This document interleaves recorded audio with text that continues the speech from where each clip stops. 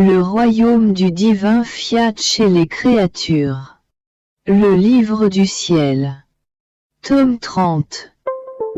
Appel des créatures à revenir à la place, au rang et au but, pour lesquels elles ont été créées par Dieu. Mon Jésus, centre et vie de ma petite âme, ma petitesse est telle que je sens le besoin extrême, mon amour, d'être serré dans tes bras. Que ma grande faiblesse t'inspire la pitié. Je suis toute petite et tu sais que les petits enfants ont besoin de langes et de lait maternel pour se nourrir et grandir. Je sens le besoin d'être enveloppé des langes de l'amour et pressé contre ta divine poitrine pour me donner le lait de ta divine volonté pour me nourrir et m'élever. Écoute-moi, ô Jésus, car j'ai besoin de ta vie pour vivre. Je veux vivre de toi. Alors c'est toi qui pourras écrire ce que tu veux. Je ne ferai que te prêter ma main et tu feras tout le reste. C'est ainsi que nous nous comprenons, ô Jésus. Après quoi je m'abandonnai dans les bras de Jésus qui murmura à mon oreille. Ma petite fille, plus tu t'abandonneras en moi, plus tu sentiras ma vie en toi. J'occuperai la première place dans ton âme. Tu sais que la vraie confiance en moi forme les bras et les pieds de l'âme pour grimper jusqu'à moi et me presser si fort que je suis alors incapable de me libérer de ton âme. Celle qui n'a pas confiance n'a ni bras ni pieds et demeure ainsi une pauvre infirme. Ta confiance sera par conséquent ta victoire sur moi. Je te tiendrai serré dans mes bras, attaché à ma poitrine pour te donner continuellement le lait de ma divine volonté. Tu dois savoir que chaque fois que l'âme fait ma volonté, je me reconnais dans la créature. Je reconnais mes œuvres, mes pas, mes paroles et mon amour. C'est alors le Créateur se reconnaît, lui et ses œuvres dans la créature. Et la créature se reconnaît en lui. Cette reconnaissance mutuelle entre Dieu et l'âme rappelle le premier acte de la création. Dieu sort de son repos pour continuer son œuvre de création avec la créature qui vit et œuvre dans mon vouloir. Car notre travail ne s'arrête pas. Il y a eu seulement une pause pour le repos. La créature, en faisant notre volonté, nous appelle au travail. Mais c'est un doux appel. Car pour nous, ce travail est un bonheur nouveau, des joies nouvelles et de prodigieuses conquêtes. C'est pourquoi nous ne faisons que continuer nos épanchements d'amour, de puissance, de bonté et de sagesse inatteignables qui ont commencé dans la création. La créature sent que son Dieu ne se repose pas et qu'il continue son œuvre de création.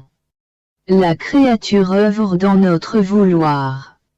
Elle sent le commencement dans son âme d'une pluie d'amour de Dieu, de sa puissance et de sa sagesse qui ne demeure pas inactive mais qui œuvre dans son âme.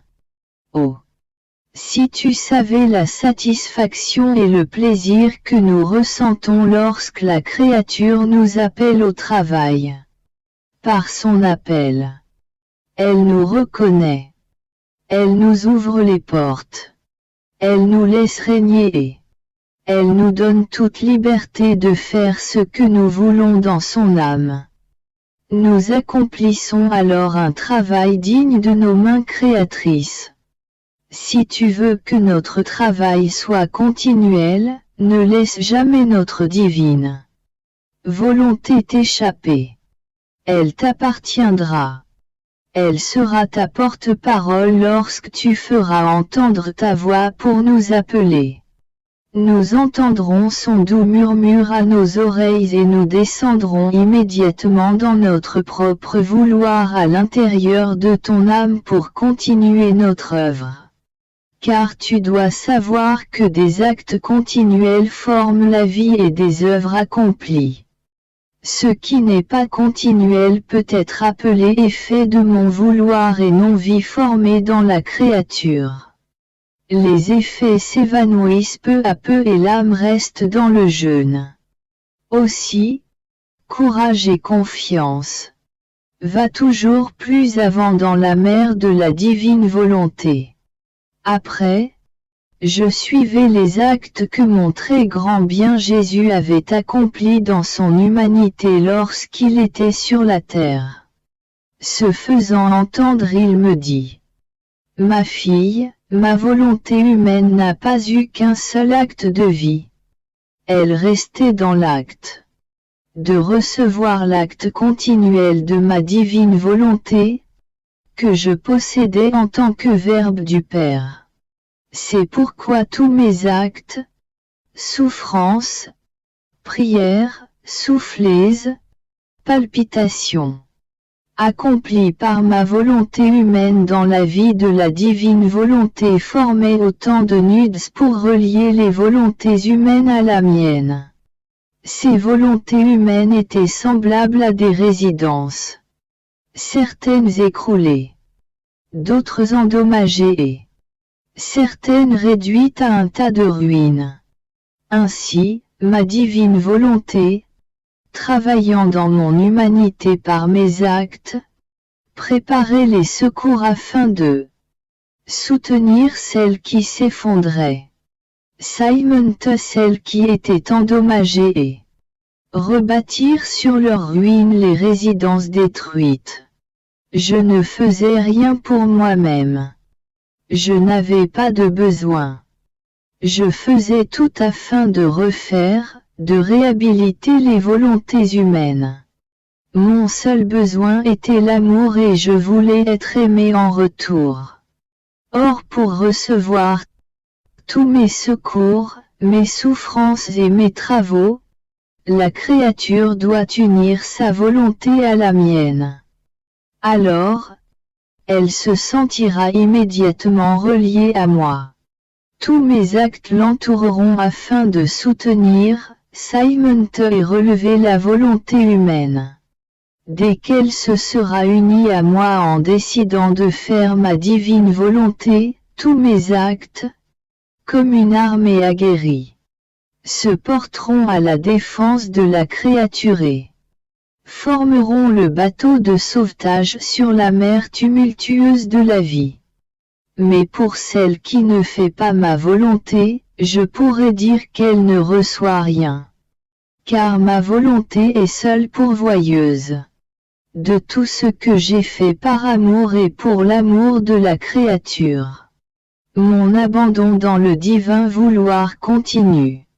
Oh! Avec quelle tendresse il m'attend dans son sein maternel pour me dire: Fille de mon vouloir, ne me laisse pas seule. Ta maman te veut avec elle. Je veux t'accompagner dans l'incessant travail que je fais pour toutes les créatures.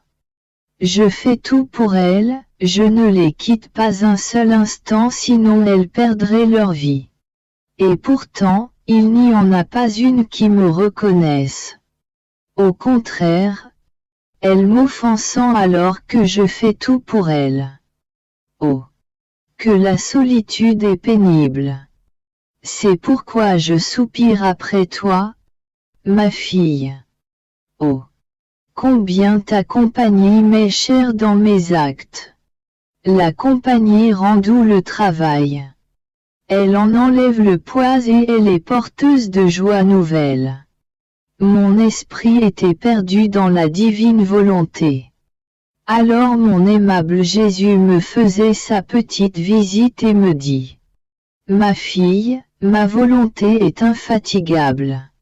Voulant maintenir la vie, l'ordre et l'équilibre de toutes les générations et de l'univers entier, elle ne peut et ne veut cesser son travail. Chacun de ces mouvements est une naissance liée par des liens inséparables. L'air donne une image de ma volonté, personne ne le voit, mais il donne naissance au souffle des créatures et il est inséparable de la respiration humaine. Oh! Si l'air cessait de se laisser respirer, la vie de toutes les créatures s'arrêterait d'un seul coup.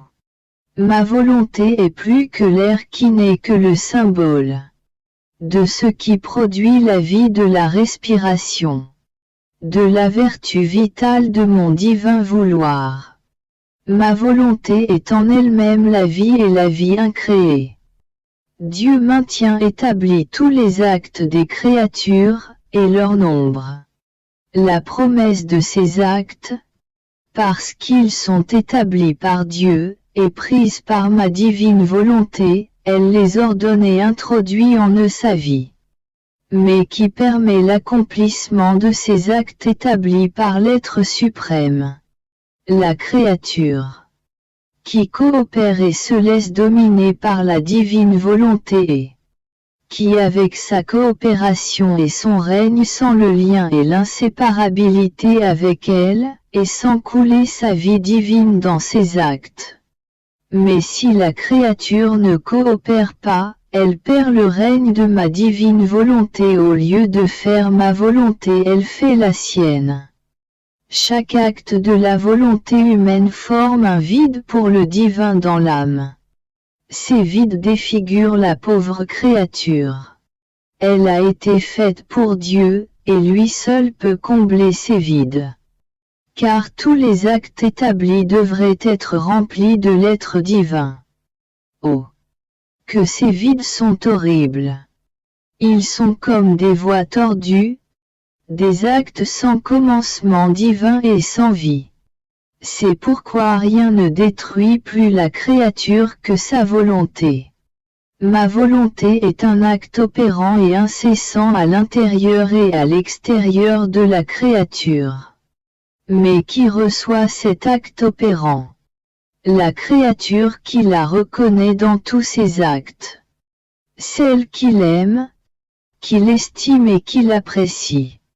Étant reconnue, ma volonté laisse toucher son acte opérant et incessant la créature sans en elle.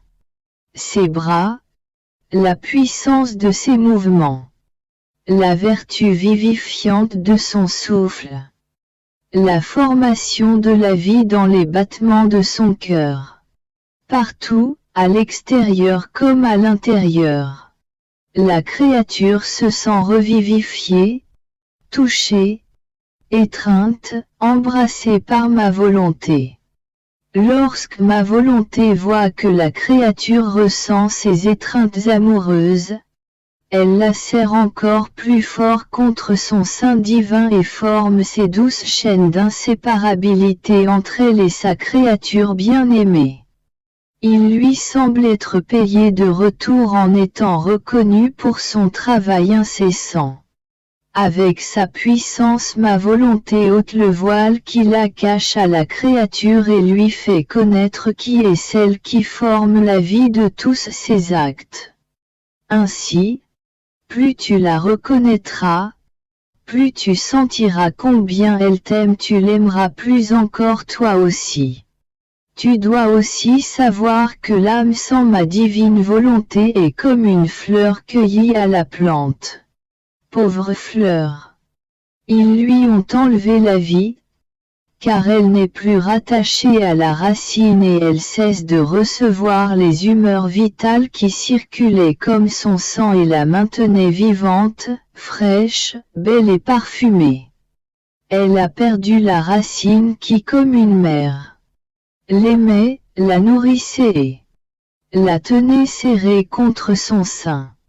Et tandis que la racine reste enterrée et vivante sous la terre pour donner la vie à ses enfants, les fleurs et les rendre belles au point d'attirer l'attention humaine par ses doux enchantements, la fleur qui a été cueillie et détachée de la plante, comme si elle avait perdu sa mère, semble devenir mélancolique. elle perd sa fraîcheur et finit par se faner. Telle est l'âme qui vit sans ma divine volonté. Elle a été détachée de la racine divine qui l'aimait plus qu'une mère et la nourrissait. La divine volonté vit enterrée. Elle vit dans tous ses actes et dans les profondeurs de l'âme de la créature. Pour lui administrer les divines humeurs. Ces humeurs circulent comme le sang dans tous ses actes. Pour la maintenir fraîche, belle et embaumée par ses divines vertus afin de former le plus doux enchantement de la terre et du ciel. Mais comme l'âme s'est détachée de ma divine volonté, elle perd sa vraie maman qui la gardait sous ses soins maternels, la serrait sur son sein, la défendait contre tout et contre tout. Ces âmes finissent par se défigurer et perdre tout ce qui est bon, à se sentir triste et mélancolique parce qu'elles vivent sans celle qui les générait, sans la vie et sans les caresses de leur maman. De sorte que l'on peut dire qu'elles sont de pauvres orphelines abandonnées et sans protection, tombées peut-être aux mains des ennemis et tyrannisées par leurs passions intérieures. Oh! Si la racine avait la raison, combien de cris de détresse elle pousserait, en voyant la vie de sa fleur arrachée, et en étant obligée de rester là comme une mère stérile sans la couronne de ses enfants. Mais si la plante ne pleure pas, ma volonté pleure en voyant tant de ses enfants orphelins. Ce sont des orphelins volontaires qui éprouvent toutes les souffrances d'être orphelins, alors que leur mère est vivante. Celle-ci ne cesse de se lamenter et de rappeler autour d'elle la couronne de ses enfants. Je me sens la proie de la divine volonté, mais proie volontaire et non forcée. Je sens aussi le besoin vivant de me constituer la proie, ce qui me rend heureuse dans le temps et l'éternité. Je cherche par conséquent à faire de tous mes actes la proie de la lumière de la divine volonté, de sa sainteté, de sa vie même. C'est pourquoi je l'appelle pour l'enfermer dans mes actes et pouvoir dire: chacun de mes actes est une proie et une conquête que je fais, une proie et une conquête de la divine volonté, s'ensuit je ne peux vivre. C'est pourquoi il est juste et bon que j'en fasse ma proie. En étant la proie l'une de l'autre, il me semble que nous maintenons la correspondance, le jeu et l'amour qui s'enflamment de plus en plus de part et d'autre. Il me semblait, en pensant cela, que mon doux Jésus était ravi de mes sottises. Je me disais: après tout, je suis petite et à peine née. Si je dis une sottise, ce n'est pas très grave puisque les tout petits en font souvent. Jésus est heureux de saisir l'occasion de donner une petite leçon comme il l'a déjà fait. Visitant ma petite âme, il me dit: ma petite fille de mon vouloir. Il est certain que tout ce qui se passe entre le Créateur et la créature, les actes qu'elle accomplit et ce qu'elle reçoit de Dieu, sert à maintenir la correspondance, pour mieux se connaître et s'aimer, et pour entretenir le jeu entre les deux, afin d'en arriver à ce que Dieu veut de la créature et à ce qu'elle veut de Dieu. Ainsi chaque acte est un jeu préparé afin de faire les plus belles conquêtes et de se devancer l'un l'autre. L'acte sert de matériel pour le jeu et de promesse pour avoir quelque chose à donner à celui qui gagne. Dieu, en donnant, fait sa promesse, et la créature par son acte fait la sienne. Ils établissent le jeu. Notre bonté est si grande que nous nous faisons faibles afin de permettre à la créature de gagner. D'autres fois, nous nous faisons forts et nous vainquons. Nous faisons cela pour activer la compétition. En faisant plus d'actes, elle donne plus de gagetés. Elle est ainsi capable de vaincre pour compenser une défaite. Après tout, comment pourrait-on maintenir l'union si nous n'avions rien à donner à la créature et si elle n'avait rien non plus à nous donner? Tu vois par conséquent que chaque acte est une promesse envers nous. Elle nous permet de donner de plus grandes grâces. C'est une correspondance que tu ouvres entre la terre et le ciel. C'est un jeu par lequel tu appelles ton Créateur à venir vers toi. Plus encore, chaque acte accompli avec la divine volonté dans l'acte de la créature est une semence divine qui germe en elle. L'acte prépare la terre où ma volonté jette sa semence afin qu'elle germe pour devenir une plante divine. Parce que c'est en fonction de la semence jetée dans le sein de la terre que cette plante est née. Si c'est une semence de fleur, il naît une fleur. Si c'est une semence de fruit, il naît un fruit. Or ma divine volonté sème en chaque acte de la créature une semence distincte. Ici une semence de sainteté, ailleurs une semence de bonté, etc. Plus la créature accomplit d'actes dans ma volonté, plus il y a de terre où mon vouloir peut préparer sa semence distincte pour remplir la terre de ses actes humains. C'est pourquoi la créature qui se laisse dominer par ma divine volonté est belle et spéciale. Chacun de ses actes contient une variété de semences divines et une note de son Créateur.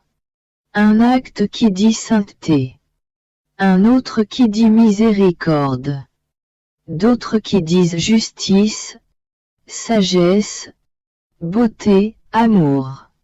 Bref, on peut voir une divine harmonie avec un ordre qui montre que la main de Dieu est à l'œuvre en elle.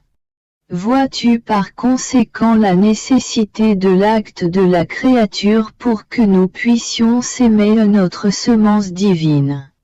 Sinon, où la déposer si nous n'avons pas de terre? Ce sont donc les actes qui forment la terre où peuvent germer nos semences divines dans la créature. Par conséquent, on peut dire que la créature qui fait notre divin vouloir et qui vit en lui peut être appelée celle qui reproduit son Créateur et abrite en elle-même celui qui l'a créé. Après quoi je continuai mes actes dans le divin vouloir. Ma petitesse voulait tout étreindre dans mon embrassement d'amour, afin de pouvoir faire ma petite course d'amour partout et en toutes choses. Mon doux Jésus ajouta: Ma fille. Aimer signifie posséder et vouloir faire sien la personne ou l'objet que l'on aime. Aimer veut dire se lier, par un lien d'amitié, de parenté ou de descendance, selon l'intensité plus ou moins grande de l'amour. Ainsi, si entre la créature et Dieu il n'y a pas de vide d'amour divin, si tous ces actes courent vers Dieu pour l'aimer, s'ils ont leur commencement et leur fin dans l'amour, si la créature voit tout ce qui appartient à l'être suprême comme sien, tout cela exprime l'amour de l'enfant pour son Père. Parce qu'alors la créature ne sort ni des divines propriétés, ni de la résidence du Père céleste. Car l'amour constitue un droit dans la créature. Droit des descendants. Droit de partage des biens. Droit d'être aimé. Chacun de ces actes d'amour est une note vibrante qui palpite dans le cœur divin et lui dit: je t'aime, et aime-moi. Ce son ne s'arrête pas tant que la créature ne sent pas la note de son Créateur, qui répond en écho au son de son âme, je t'aime, ô enfant. Oh, combien nous attendons le je t'aime de la créature, pour lui faire prendre sa place dans notre amour et pour avoir le doux plaisir de pouvoir lui dire je t'aime, ô enfant, et de lui donner le très grand droit de nous aimer et d'appartenir à notre famille. Un amour interrompu ne fait pas que nos choses soient les siennes, ni qu'elle les défende. Il ne peut pas être appelé l'amour d'un enfant. C'est tout au plus un amour d'amitié, un amour de circonstance, un amour d'intérêt, un amour de nécessité qui ne constitue pas un droit. Car seuls les enfants ont le droit de posséder les biens du Père. Et le Père a le devoir sacro-saint, également avec les droits humains et divins, de faire posséder ses biens par ses enfants. Par conséquent, aime toujours, afin que ma volonté trouve dans tes actes l'amour, la rencontre, et ton baiser à ton Créateur. Je ressens le saint devoir, la force irrésistible, la nécessité extrême de vivre dans la résidence que m'a donnée mon céleste Jésus, qui est son adorable volonté. S'il m'arrive de faire quelque sortie, oh, combien elle me coûte! Je sens alors tous les maux me tomber dessus. Je sens toute la différence qui existe entre la vie dans ma chère résidence où mon bien-aimé Jésus m'a assigné ma place. Et je bénis celui qui m'a donné une si heureuse résidence et le grand bien de faire connaître sa très sainte volonté. Mais mon intelligence traversait la grande mer du fiat suprême. Alors mon bien-aimé Jésus s'est manifesté dans ma pauvre âme. Il m'a dit, ma fille, être dans la résidence de ma divine volonté. Moins est être à son poste d'honneur donné par Dieu à la créature quand il lui a donné le jour. Et celle qui est à son poste, Dieu fait qu'elle ne manque de rien, ni de sainteté, ni de lumière, ni de force, ni d'amour. Il met à la disposition de la créature tout ce qu'elle veut prendre à l'intérieur comme à l'extérieur de cette source, de sorte qu'elle vit dans l'abondance de tous les biens. Tous les actes accomplis dans la divine volonté ont la vertu opérative de Dieu qui se sent attiré par cette puissance même à œuvrer dans l'acte de la créature. Ces actes ont par conséquent la vertu de se jeter avec élan et puissance dans la mer de la divine volonté pour la mettre en mouvement et dans l'attitude de redoubler sa gloire, de lui faire opérer une bonté, une miséricorde et un amour nouveau envers toutes les créatures. Avec ces actes, la créature ne fait rien d'autre que mettre en marche le divin moteur pour le faire travailler. Il est vrai que nous sommes en nous-mêmes un mouvement continuel, qui produit sans fin des œuvres. Il est également vrai qu'en faisant ces actes dans notre volonté, la créature entre dans ce mouvement pour y mettre le sien. Et notre mouvement se sent tourner et mouvoir à travers la créature pour produire nos œuvres. Nous sentons immédiatement son acte avec toutes nos œuvres. Sentir la créature avec nous et nos actes est la plus grande gloire et le plus grand bonheur que nous puissions recevoir. Cela te semble-t-il peu de choses? que nous lui donnions la vertu de mettre en mouvement tout notre être divin. Il nous plaît qu'elle soit à son poste et nous la laissons faire ce qu'elle veut. Car nous sommes assurés qu'elle ne fera que ce que nous voulons. C'est tout le contraire pour celle qui vit dans sa volonté humaine. Ses actes n'ont pas l'élan divin. Ils restent en bas et remplissent souvent d'amertume leur Créateur. Après quoi je me disais, oh, comme je voudrais donner à mon Jésus, pour lui témoigner mon amour, autant de vie pour autant d'actes que j'accomplis. Jésus ajouta, ma fille, tu dois savoir qu'en chaque chose que fait la créature, nous donnons l'acte de vie qui sort de nous. Si elle pense, nous lui donnons la vie de la pensée de notre intelligence. Si elle parle, nous mettons dans sa voix la vie de notre parole. Si elle travaille, la vie de nos œuvres court en elle. Si elle marche, nous lui donnons la vie de nos pas. Vois-tu? Il y a deux actes de vie qui doivent coïncider dans chaque acte de la créature. Premièrement l'acte de vie divine, suivi immédiatement de l'acte de la créature. Si en tout ce qu'elle fait, la créature agit pour celui qui lui a donné la vie, un échange de vie est formé, la vie que nous donnons et la vie que nous recevons. Et malgré la grande différence qui existe entre nos actes de vie et ceux de la créature, nous en sommes cependant glorifiés et satisfaits.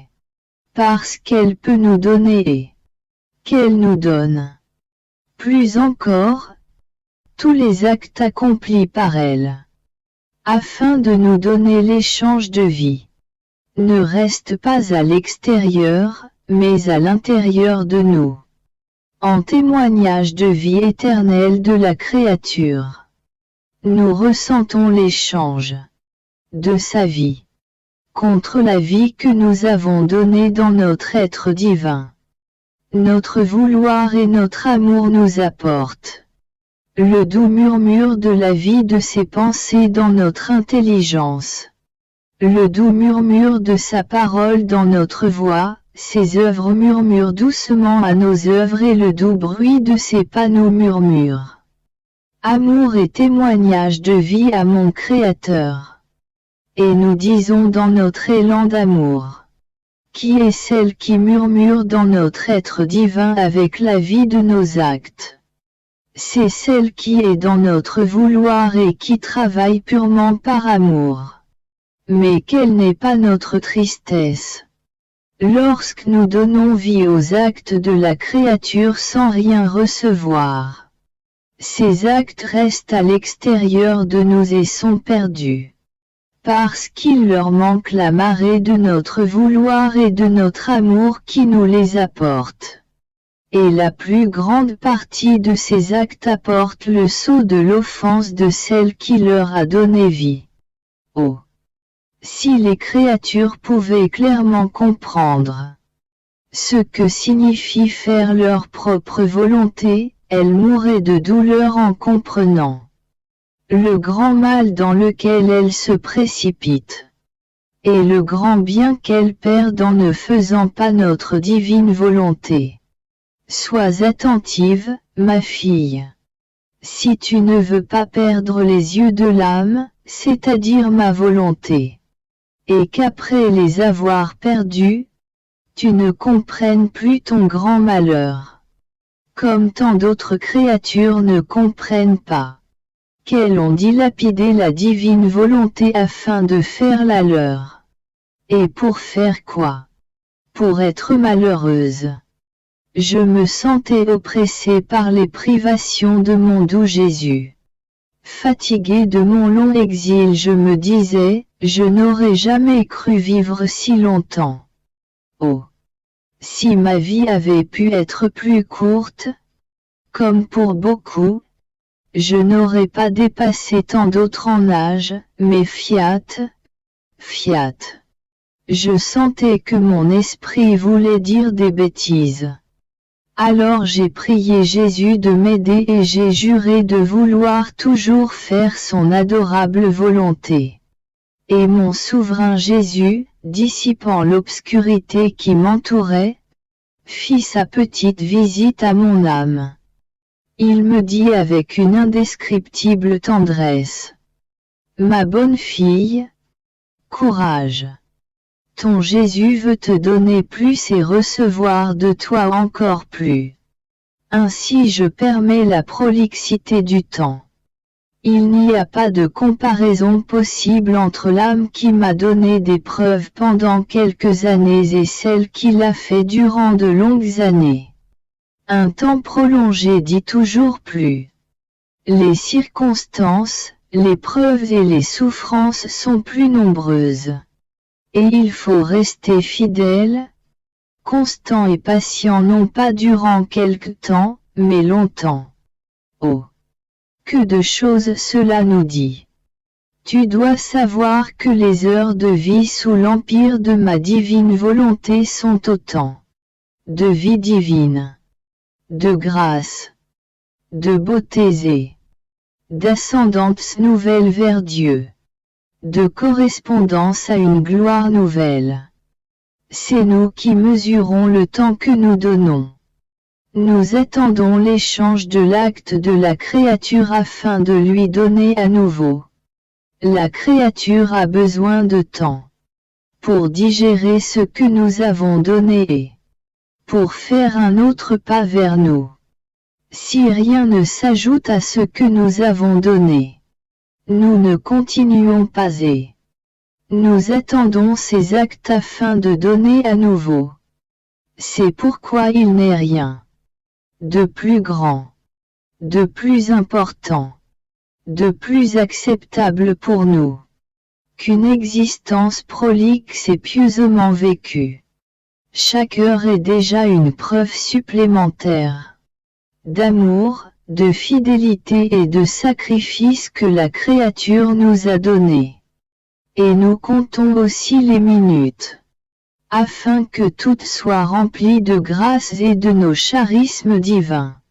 Nous ne pouvons compter que peu d'heures dans une vie brève. Et nous ne pouvons pas lui donner de grandes choses parce que ses actes sont peu nombreux. Par conséquent, laisse-moi faire. Je veux que tu sois contente de ce que je fais. Et si tu veux être heureuse, pense que chaque heure de ta vie est une promesse d'amour que tu me donnes et qui me servira à te promettre de t'aimer plus. Est-ce que cela ne te rend pas heureuse? Après quoi je suivis mes actes dans la divine volonté. Je sentais sur moi son empire et son immensité qui me submergeaient intérieurement. Mon bien-aimé Jésus ajouta: Chère fille de ma volonté, vivre dans ma volonté signifie reconnaître sa paternité, et la créature qui se sent fille veut être tenue sur les genoux de son Père, vivre dans sa maison et avec justice. Car sa naissance est reconnue, elle que le Père a engendrée avec tant d'amour et a mise au jour, et toutes les autres choses sont vues comme extérieures et sans le doux lien de paternité ou de progéniture. La créature voit ainsi avec clarté qu'en sortant de la maison du Père, elle sera une fille perdue qui n'aura même pas une tanière où former sa résidence. C'est pourquoi celle qui agit et vit dans notre divin vouloir déchire les voiles de notre puissance et trouve son Créateur qui l'aime puissamment et, en déchirant le voile, attire sa créature à l'aimer lui-même puissamment. La créature a trouvé le sanctuaire de la puissance divine et n'a plus peur. Parce que si le Créateur est puissant, il laisse afin de l'aimer et de se faire aimer. Aimant d'un amour puissant, la créature joue un jeu. Elle déchire le voile de l'amour divin. de la sagesse, de la bonté, de la miséricorde, de la justice divine. Et trouve autant de sanctuaires qu'il aime, judicieusement et avec une bonté des plus tendres et des plus excessives unie à une miséricorde inouïe. Ces sanctuaires l'aiment. La créature trouve cet amour débordant qu'il aime immensément et avec justice, selon l'ordre de l'être divin, passant d'un sanctuaire à l'autre, non pas à l'extérieur, mais à l'intérieur de ses voiles. Elle sent les reflets de son Créateur. Et elle l'aime judicieusement, avec bonté et tendresse, unie à la miséricorde, laquelle étant inutile à son Dieu, il la tourne pour le bien de toutes les générations. Elle ressent l'amour qui reflue en son sein. Oh, comme elle voudrait se dissoudre en amour afin de pouvoir l'aimer. Mais la justice la conserve. Elle lui donne, autant qu'il est possible pour une créature, l'amour juste et la confirmation dans la vie. Ma fille, combien de choses de nos divines qualités ces voiles ne cachent-ils pas? Mais il est donné à celle qui vit dans notre divin vouloir, et à personne d'autre, de déchirer ses voiles. Elle seule a le bonheur de voir son Dieu non pas voilé, mais tel qu'il est en lui-même. Comme nous ne sommes pas reconnus pour ce que nous sommes en nous-mêmes.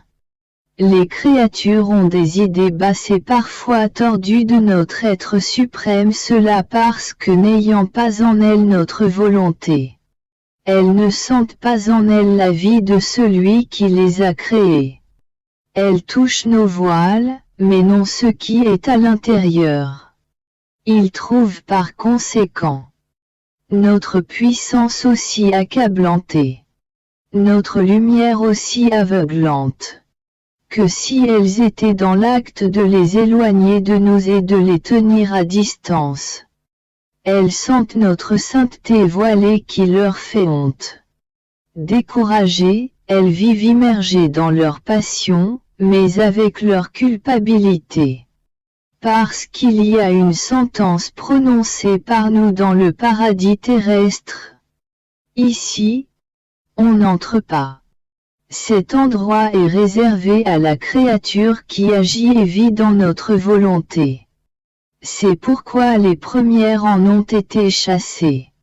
Et nous avons placé un ange pour leur en interdire l'entrée. Notre volonté est le paradis des créatures. Terrestre sur terre et céleste au ciel. Et on peut dire qu'un ange veille sur lui. Celle qui ne veut pas agir et vivre dans ses bras et qui veut vivre en commun dans sa résidence serait une intruse si elle voulait entrer. Mais elle ne le peut même pas. Parce que nos voiles se font si épais qu'elle ne trouverait pas le chemin pour s'y rendre. Et de même qu'un ange en garde l'entrée. Il y a un autre ange qui guide et donne la main à celle qui veut vivre dans notre volonté. Sois par conséquent heureuse de mourir 1000 fois, plutôt que de ne pas vivre dans notre volonté. Tu dois savoir que le Créateur ne quitte pas des yeux l'heureuse créature qui veut vivre en lui. Lorsque la créature accomplit ses actes, la divine volonté lui donne son bain de divine lumière. Ce bain lui donne des forces et lui fait sentir le divin repos. La lumière en se formant, produit dans sa nature, cachée sous ses voiles, fécondité, douceur, saveurs et couleurs. Si bien que n'étant en apparence que lumière, on trouve caché en elle des qualités si belles et si innombrables qu'aucun élément ne peut dire qu'il lui ressemble. Au contraire, c'est de cette lumière que les éléments implorant la fécondité et le bien, que chaque élément doit accomplir dans l'ordre où il a été placé par Dieu. On peut appeler l'âme lumière des choses créées, symbole de la lumière incréée de notre divin fiat qui anime toutes choses. Avec ce bain de lumière divine, alors qu'elle se prépare à accomplir ses actes dans ma volonté, l'âme se sent si adoucie, modelée, parfumée, renforcée, purifiée, éclatante et belle, que Dieu lui-même se sent ravi par une beauté si rare. Ce bain de lumière est comme une préparation pour franchir le seuil, pour déchirer le voile qui cache notre être divin aux créatures humaines. C'est d'ailleurs notre intérêt que celle qui vit dans notre vouloir nous ressembler ne puisse rien faire qui serait indigne de notre majesté 3 fois sainte. Pense par conséquent que ma volonté te donne un bain de lumière, chaque fois que tu te disposes à accomplir ton acte dans son interminable lumière. Sois donc attentive à la recevoir. Je continue mon abandon dans le divin fiat. Ces douces chaînes m'en serrent. Mais pas pour me priver de ma liberté. Non, non. Mais pour me rendre plus libre dans les champs divins et pour me défendre contre tout et contre tout. De sorte que je me sens plus en sécurité enchaîné par la divine volonté. En accomplissant mes actes en elle, je ressentais le besoin d'être aidé par ma céleste maman pour soutenir mes petits actes afin qu'ils puissent recevoir le sourire et la satisfaction du divin. Le céleste consolateur, qui sait ne rien refuser à ceux qui veulent lui plaire, visita ma pauvre âme et il me dit: Ma fille, notre céleste maman détient la primauté sur tous les actes bons des créatures. En tant que reine, elle a le mandat et le droit de reprendre tous les actes des créatures dans ses actes. Son amour de mère et de reine est si grand que, lorsque la créature se prépare à former son acte d'amour, des hauteurs de son trône, elle fait descendre un rayon de son amour, revêt et entoure cet acte pour y placer son acte premier d'amour. L'acte de la créature s'élève à nouveau dans ce rayon et dans la source de son amour.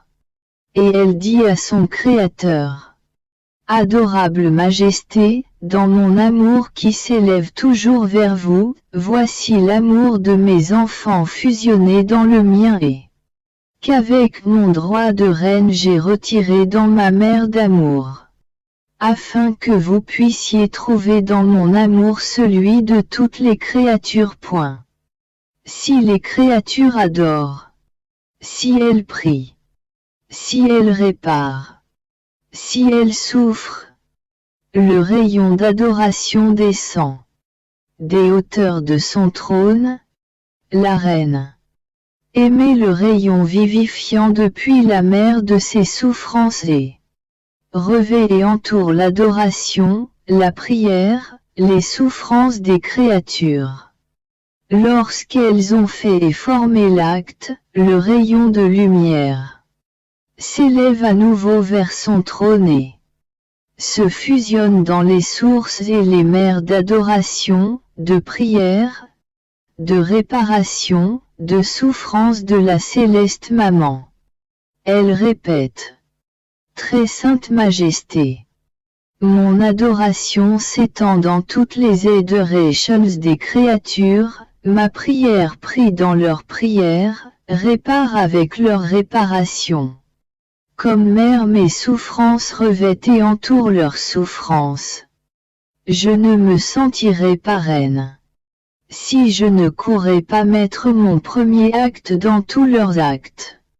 Je ne goûterais pas la douceur d'être mère Si je n'allais pas entourer, aider, compenser, embellir et fortifier tous les actes des créatures afin de pouvoir dire « Les actes de mes enfants sont un avec les miens, je les tiens en mon pouvoir ». Je prie Dieu de les défendre, de les aider, et qu'il soit le gage certain de leur venue jusqu'à moi au ciel. C'est pourquoi, ma fille, tu n'es jamais seule dans tes actes. Tu as avec toi ta céleste maman, qui non seulement t'entoure, mais qui avec la lumière de ses vertus nourrit tes actes pour leur donner la vie. Tu dois savoir que la Reine souveraine, dès son immaculée conception, a été la seule et unique créature à former l'anneau de conjonction entre le Créateur et la créature, qui avait été brisé par Adam. Elle a accepté le divin mandat de relier Dieu et les hommes. Elle les a reliés par ses premiers actes de fidélité, de sacrifice, d'héroïsme. En faisant mourir sa volonté dans chacun de ses actes, non pas une fois, mais toujours, afin de faire revivre la vie de Dieu. C'est de là qu'est sortie une source divine d'amour, qui unissait Dieu et l'homme dans tous ses actes.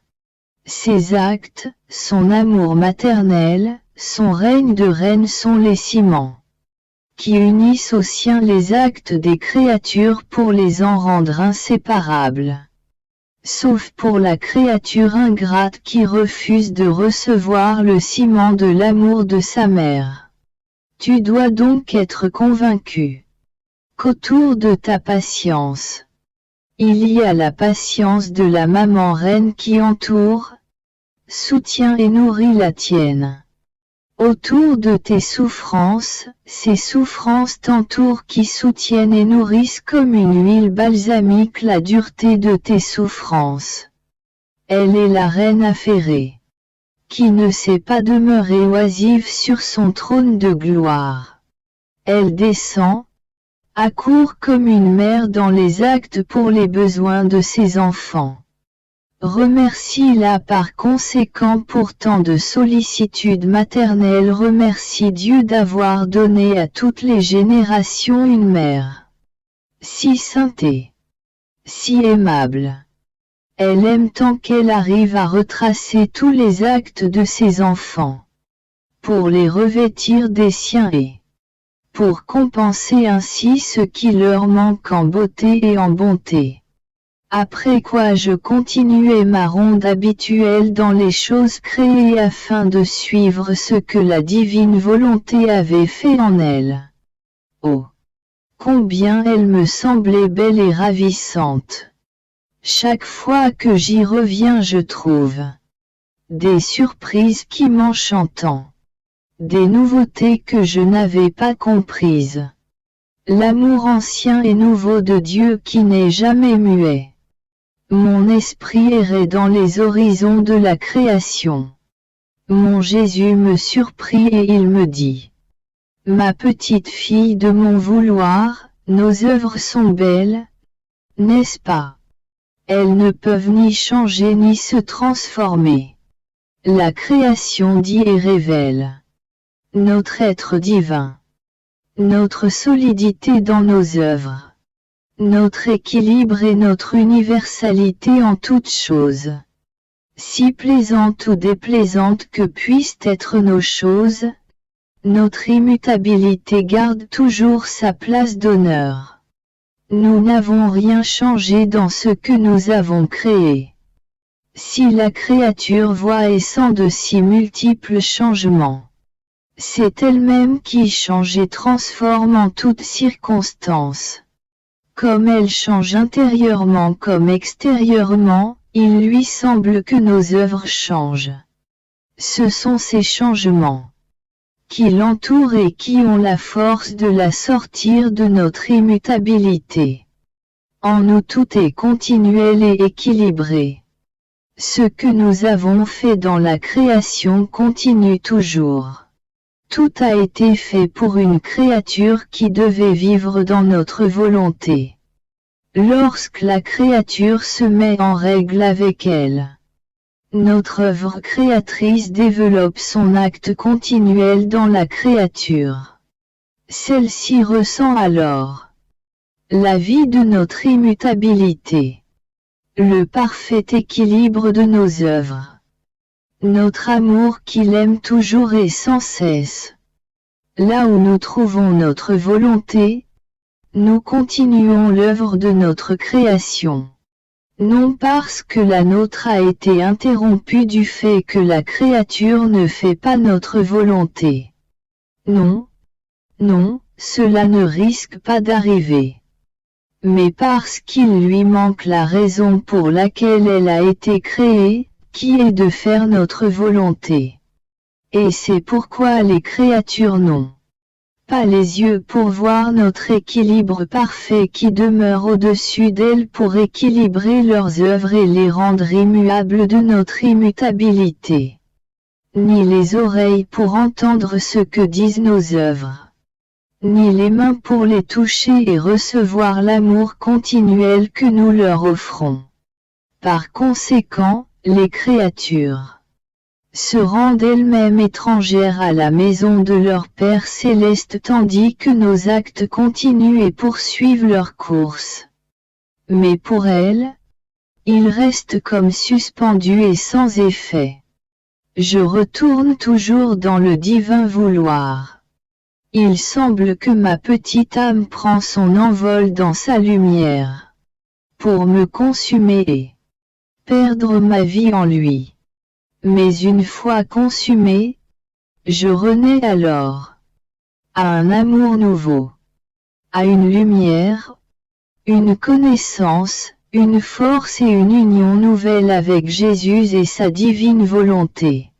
Oh, heureuse résurrection qui apporte tant de bien à mon âme. Il me semble que mon âme dans la divine volonté est toujours dans l'acte de mourir afin de recevoir une vie nouvelle et de former peu à peu la résurrection de ma volonté. Alors mon très grand bien Jésus visitait ma petite âme et il me dit: Ma fille, notre volonté est le premier point et le soutien immuable et inébranlable de la créature. Elle est alors portée dans les bras de notre immensité si bien que rien ne vacille en elle ni au dehors, mais que tout devient fermeté et insurpassable force d'âme. C'est pourquoi nous voulons qu'elle fasse notre volonté et rien d'autre, afin de trouver dans les profondeurs de son âme notre sanctuaire. Ce foyer qui toujours brûle et jamais ne s'éteint, la lumière qui forme le jour divin et éternel. Lorsqu'elle règne, notre volonté libère de tout ce qui est humain. Du centre de son âme, la créature nous donne des actes divins, des honneurs divins, des prières divinées, un amour divin, qui possède une force invincible et un amour insurpassable. Lorsque dans mon vouloir tu voulais embrasser toutes les œuvres de ceux qui sont au ciel et des créatures qui sont sur la terre, afin que tous puissent demander que la divine volonté soit faite sur la terre comme au ciel. Toutes les œuvres sont restées marquées du grand honneur de demander que mon fiat soit la vie de chaque créature et qu'il règne et domine. Notre divinité reçut le plus grand honneur. Que toutes les œuvres demandent la vie, le royaume de la divine volonté. Pas un seul rescrit de grâce n'est accordé par nous s'il ne porte la signature dorée de notre vouloir. Les portes du ciel ne sont ouvertes qu'à celle qui veut faire notre volonté. Nos genoux paternels ne peuvent la recevoir pour la prendre dans nos bras et la faire reposer dans notre sein d'amour à moins qu'elle ne vienne comme fille de notre vouloir. voit par conséquent la grande diversité observée par notre être suprême. En créant le ciel, le soleil, la terre, etc. Par rapport à la création de l'homme. En créant les choses, il a placé un « ça suffit », de sorte qu'elles ne peuvent ni croître ni diminuer, bien qu'il ait mis en elles toute la somptuosité, la beauté et la magnificence des œuvres sorties de nos mains créatrices. Au contraire, en créant l'homme, comme nous devions avoir en lui notre siège est donc notre volonté dominante et à l'œuvre, notre être suprême n'a pas dit « ça suffit », point non. Il a donné à l'homme la vertu de faire une multiplicité d'œuvres, de paroles, de pas, tout différents les uns des autres. Notre volonté dans l'homme resterait en péché. S'il n'avait pas reçu la vertu de faire toujours de nouvelles œuvres, sans être sujet à une seule et unique, à redire la même parole, à faire les mêmes pas de la même manière. Il a été créé par nous rois de la création. Parce que le Créateur, le roi des rois, devrait vivre en l'homme, il était juste que celui qui formait la résidence de notre être divin fut le petit roi qui allait dominer les choses que nous avions créées.